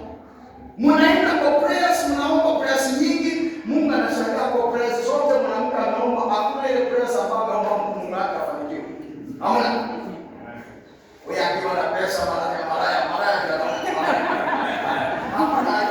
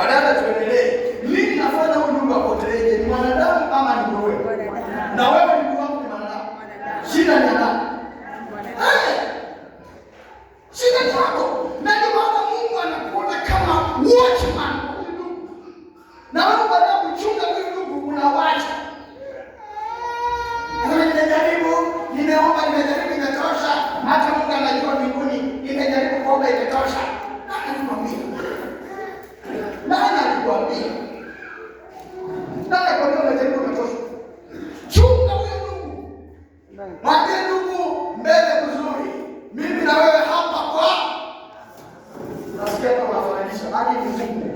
Ndio dada kutamka. Mbele kusudi mimi na wewe hapa kwa hapa. Kunyeshe kusinyeshe mimi na wewe hapa kwa hapa. Mbele kusudi. Ukija jiona nasikia unaomba. Tena nyingine unavaa kati yake. Ukiwa mtambao umebarikiwa na kamungu kadogo kama kamke wangu lakini ni mkubwa, unaingia kwa kati yake unapata unatembea na kati yake kama David ndani ya Goliath. Unatembea unasema na hivi hatu nasema ibarikiwe. Hakivaa viatu anabarikiwa. Hakitembea anabarikiwa. Kung'ara kuongezeke mara 3. Kushinda bila nalogara. Lakini wewe ni kulia. Kama utakana viatu unakana kwa kusema baba nafunga hii miguu inaingia ndani ya viatu hili. Isiende popote nafunga. Yaani mume wako umemgeuza kuwa pepo. Na uliza wewe unafunga mkao umekuwa pepo. Sasa mimi nataka tuzungumze mpendo. Tuache kubidi kwa kuzungumza. Mimi nataka tuzungumze tuachane jiko. Sasa mume wako akija hapo tunataka miguu na viatu yako anasema na ng'are mara 3. Na azidi katika urembo. Na azidi katika mazuri. Pesa iongezeke. Mifuko yake ijae pesa. Na jambo liko amekuja bila kuambia na kuja. Na anapotoka tunachukua na kitu kwa Mungu ukiomba hivi. Halafu na mwanamume akuje apate umeshika ndio yake unaweka kwa kifua na atiti tunatetemekea kwa matiti kwa kusema nina hali hivi hata siende kwa nyumba nyingine hivi hapa kiwaka hapa hivi hapa kiwaka chati kama kwa mwingine anakufa chapa nijeni kama kate kidogo anakuja na wasiwa lakini wakati kate kidogo mimi nataka niulize mume wangu anatoka mkate.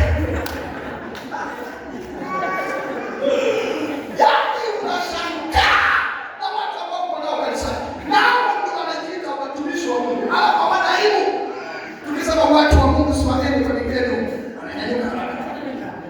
Watu wa Mungu. Hivyo ndio unaweza kuwa mtu wa Mungu. Kwa hiyo sasa unaweza kuwa mtu wa Mungu kabisa. Wewe unaandaji, wewe utakuwa unalaani watu. Wapenda zungumze ukweli. Wale ndio kumsikia. Amadoro tukaongeza sauti yake itakuwa ndio inakuwa chini. Tuelewane kabla sijauliza hili swali.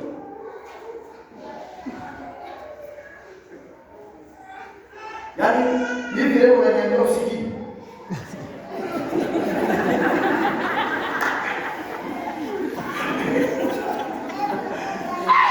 Angalia kanisa linaupita. Kanisa ya ajabu hii.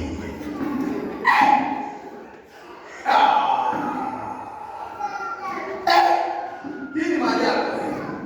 Naangalia mtu anauliza mtu anauliza. Sasa mama alikuwa afika kauliza leo hajakuja. Leo amekoma kukuja. Ni sawa tutamwona kwa pesa. Sasa mimi niulize hivi.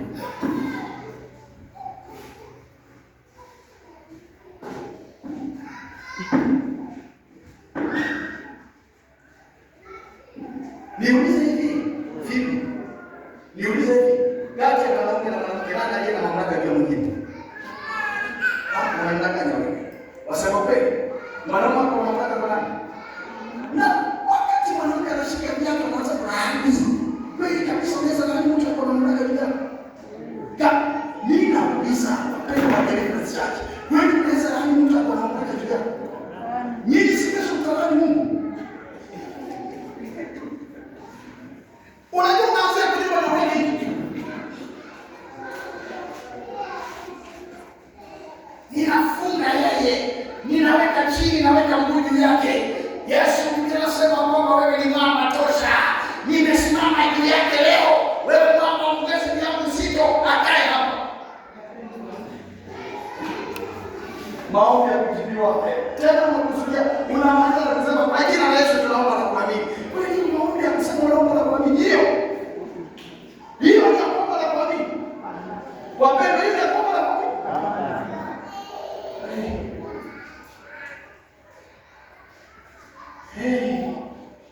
Kanisa la Yesu amekuwa dhaifu. Mimi niko na nguvu sana. Mimi siwezi taka mume wangu akutakataka. Nataka tuakae hapa. niko na wivu, mimi niko na wivu kiasi cha kukufa, niko na wivu.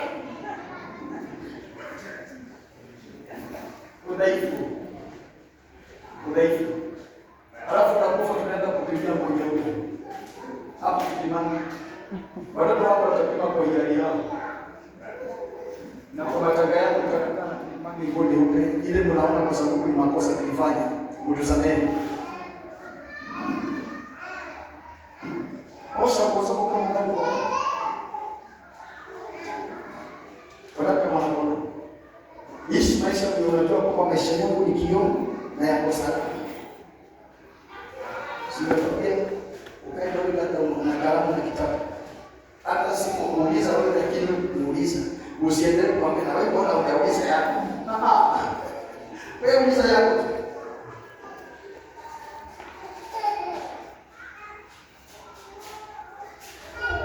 Tunaposikiliza kuhusu wengine watakuja kusema tulikemea pepo kwa jina lako. Mumesikia historia kuhusu pastor anaenda na ubiri kanisani, kanisa kwa watu wengi sana. Na pastor amekorofishana na mke wake jana, akampatia za kusidilia. Unajua za kusidilia? Za kusidilia ni za kuwa na mtu karibu. Yaani asitoe sauti, mkono mmoja ya kushoto kama pastor huyu amebarikiwa mkono wa kulia. Mkono wa kushoto unashikaga uso wa mama. Unajua mama amebarikiwa na uso kidogo kidogo. Shika uso unashika na mdomo hapa. Alafu anampesa kushikilia. Anamwambia sema Bwana Yesu. Kesho yake pasa kusimama na Biblia. Pepo kuleta mchezo pasta na kemea. Na ninaenda. Mimi namwambia ukweli, ingekuwa na semina mama tufanye makosa tukifanya semina na watu wachungaji tutaletea hao watu. Mimi namwambia unasikia kwa anapiga story. Mama anapata za kufinyiliwa. Za karibu. Mama hapo hapa wanahubiri, mama anafanya kila mara hivi.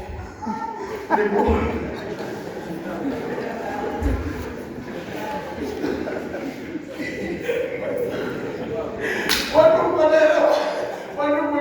Mama ananyosha maungo ilipigwa kafuna. Mama ananyosha maungo damu ianze kutembea, maana damu iko imekatana. Na pasa amejiweka kwa kazi mbaya. Pasa amejiweka kama atakafika hatageuka kauli inasema Bwana asifiwe kabisa. Watu changamkeni semeni. Mama achangamuki, mama ndiosha maungo. Anajua watu kutoka hapa itakuwaje tena. Lakini mapepo zinafanya nini? Zinaenda. So ukemea mapepo sio certificate ya kudanganya kwamba mimi nimefika.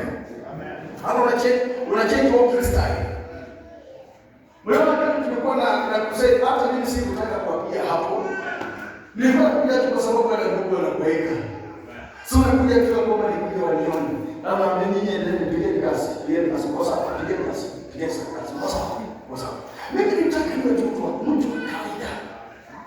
Nitaka niwe mtu wa kawaida. Na kuzidi kapimo na maisha. Nana angelijua na kwa Mungu. Lakini wewe unakemea pepo moja hapa, linatoka. Unakemea pepo kwa jirani. Pepo jirani alikuwa anafanya. Ukawaliza na mlinzi wako huko. Mungu mmoja tulishika, tulipata hapa tukashika tukakula. Si ndio inaja ndani ya mtoto nyinyi na nyinyi mwache kuchukua tugani. Mwache kuchukua tugani. Wewe huku nataka nini? Nilituma ulitoka wapi? Niliweka kwa gari nikatupa na hapa kanikula. Sasa nikaingia ndani. Funga kwa kutoka. Una change walking style. Sasa ukitembea unatembea kama mchungaji. Sauti una change. Sauti una change, unahawa sauti bure. Badala ya kuongea sauti ile ambayo Mungu amekupatia, unaona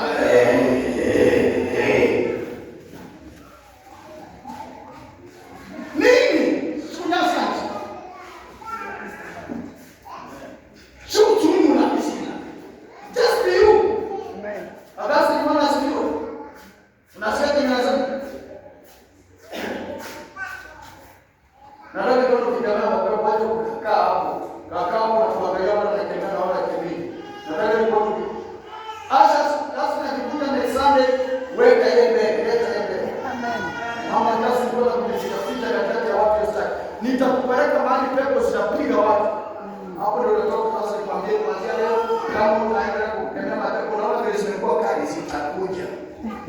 wako ni wako.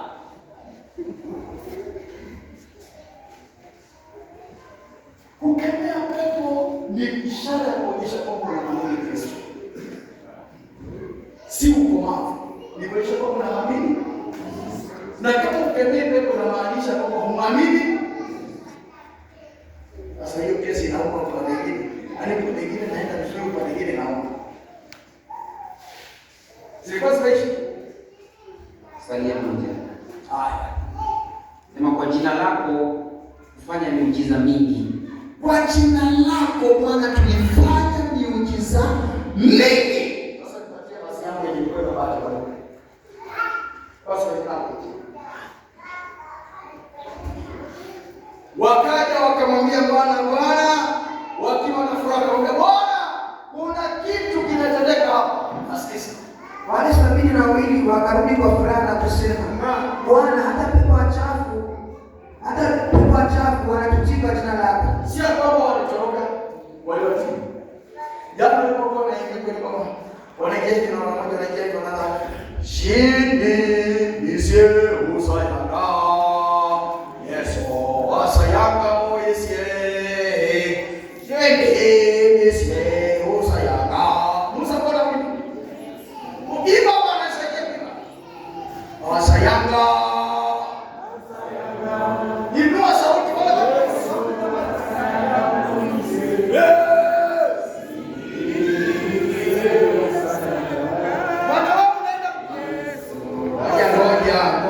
Ngoja. Hili yangu ni baya. Inajama kushambulia mapema namna gani? Sisi hata watu tunasikia wewe unasikia hata ubiri umekaa kwa kiti tangu ulipokuja umekaa kwa kina njaa na kushambulia namna gani? Hii wimbo wale wandugu waimbaji ile sasa unaimba ndani ya sasa shule ya watu kwa shule. Good morning madam. Adawayo. Wale wasema na kujangu wanaimba na system ya kuonyesha hapa pepo zinaenda. Ambaye hapa pepo zinaenda. Hapa pepo zinaenda. Sasa unataka uimbe kama unavaa unajua pepo kwa sababu nini? Zinaenda. Yesu asayanga mwise. Leo unajaribu bwana. Yesu asayanga mwise. Asayanga. Yesu asayanga mwise.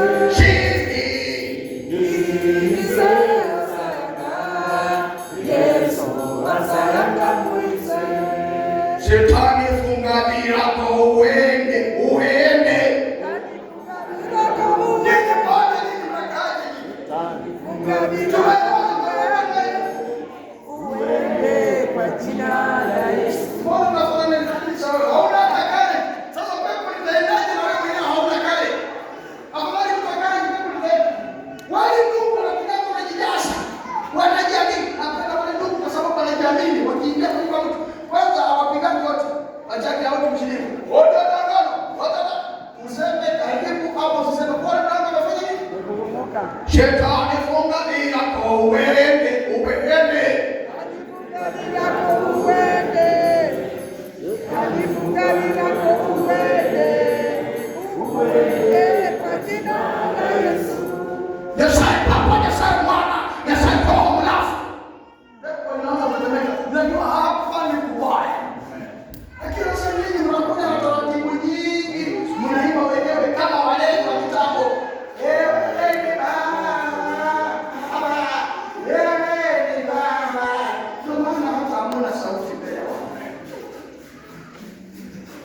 Lift up your hand and declare, my Father, by fire, by thunder, kila kipawa ndani mwangu ambacho kimezidia, amka.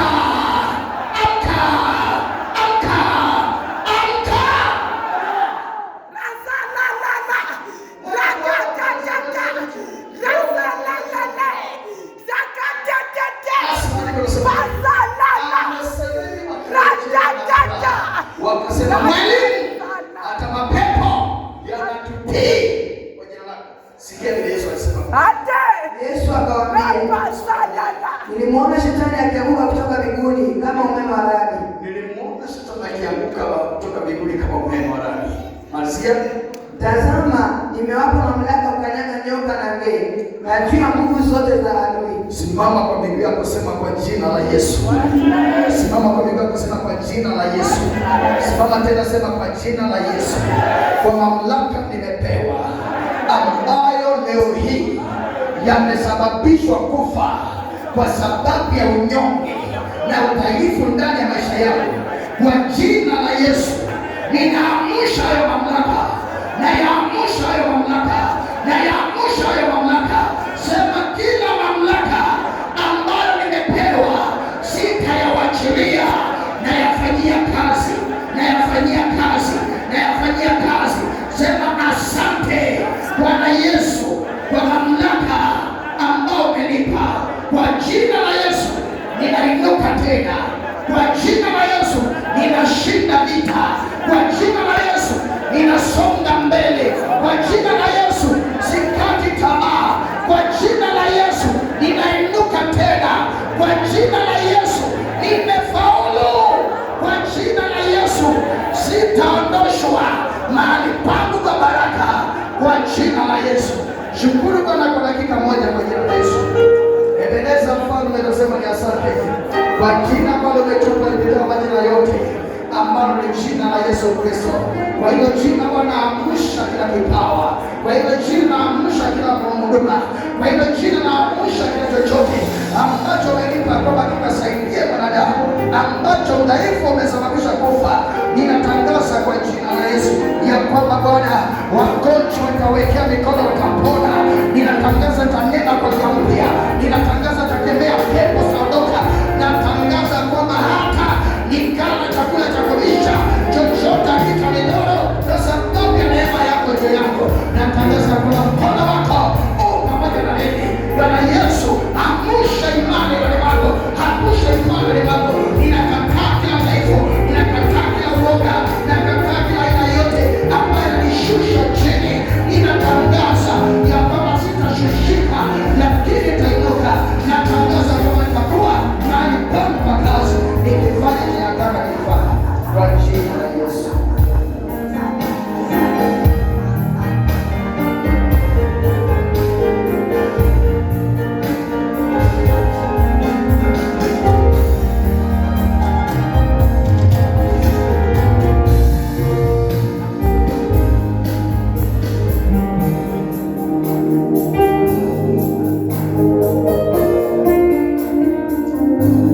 Asante Bwana kwa nafasi hii ambayo umetupa iliyo bora. Bwana, tushukuru kwa sababu ya neno lako wakati ambao uliruhusu kwamba tuweze kuhubiriwa. Na kushukuru kwa sababu ya watu wako ambao wametoa katika sehemu mbalimbali ukawaleta. Bwana, nenena mchungu ambao ulionipa kwamba nikazungumza na watu hawa, hata kama sijamaliza vile ulivyokusudia, ya kwamba nisungumuze kile udhaifu unafanya ndani ya maisha ya mwanadamu. Hata kama sijazungumza, Bwana, naomba kwamba mfalme utawajalia wanaposoma maandiko na kufululiza na kutafuta, utawajalia watatambua mambo ambayo udhaifu unaleta maishani mwao, bila kwamba kuepuke na udhaifu, wakasimame na kwenda mbele, wakasimame na kufanikiwa, wakasimame na kutenda na kutenda. Ni